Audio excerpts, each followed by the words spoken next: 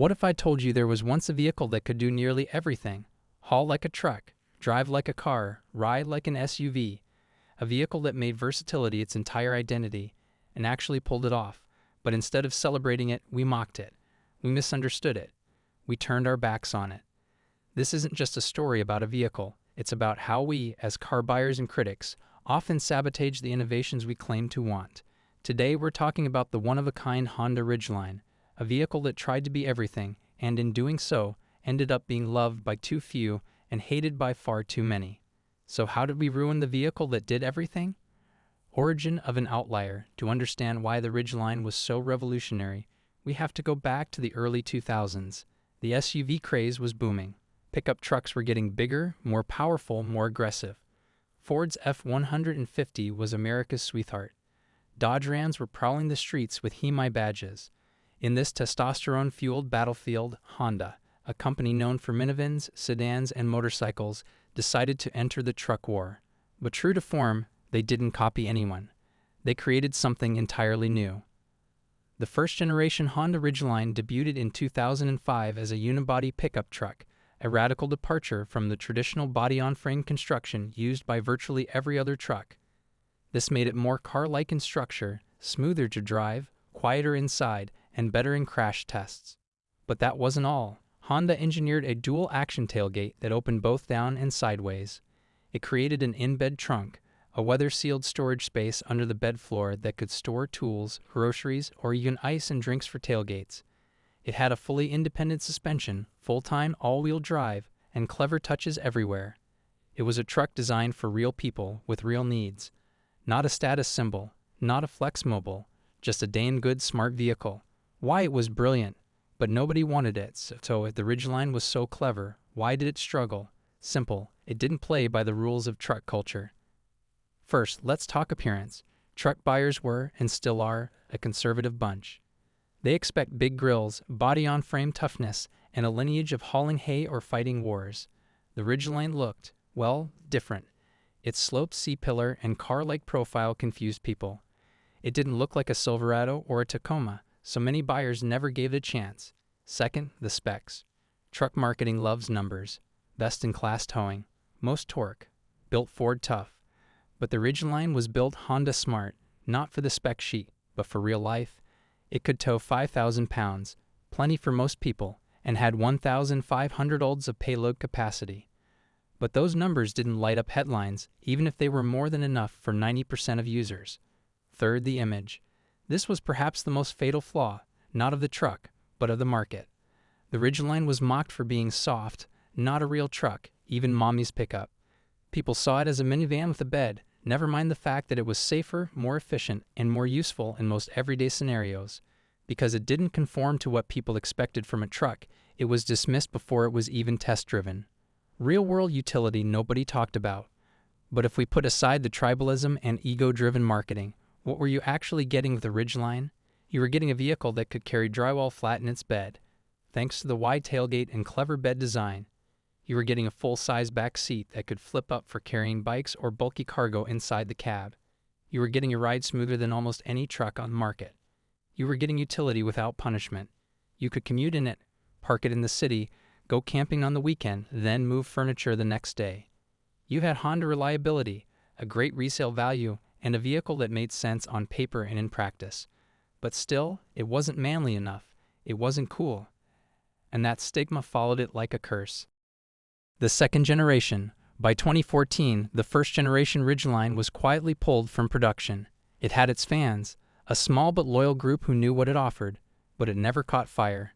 Yet Honda wasn't done. In 2017, they brought it back.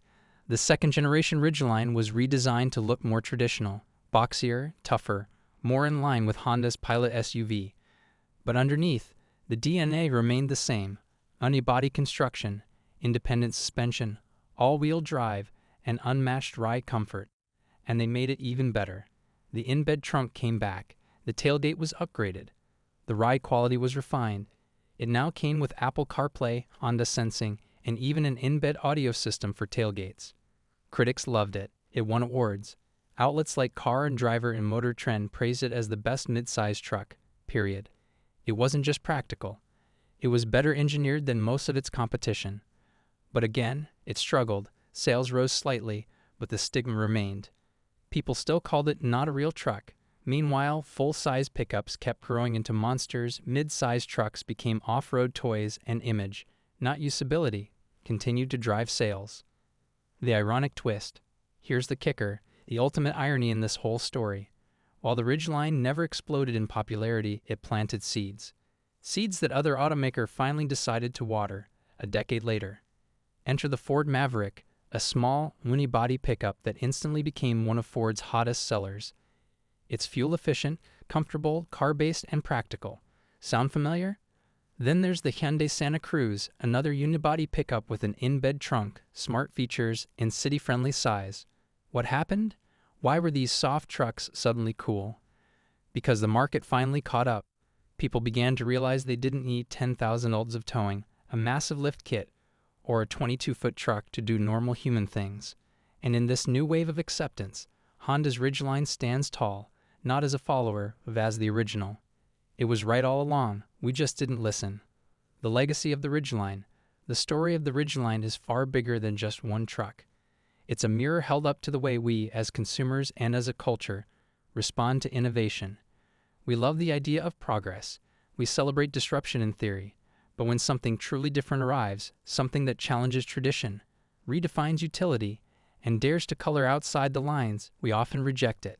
Not because it isn't good enough, but because it doesn't look the part. The Ridgeline didn't fail because it was flawed. It failed because it was unfamiliar, because it didn't fit into the narrow box that decades of truck marketing had carved into our minds. Instead of lifted suspensions and chrome grills, it offered in-bed storage, a dual-hinged tailgate, and independent rear suspension. It wasn't a symbol of dominance.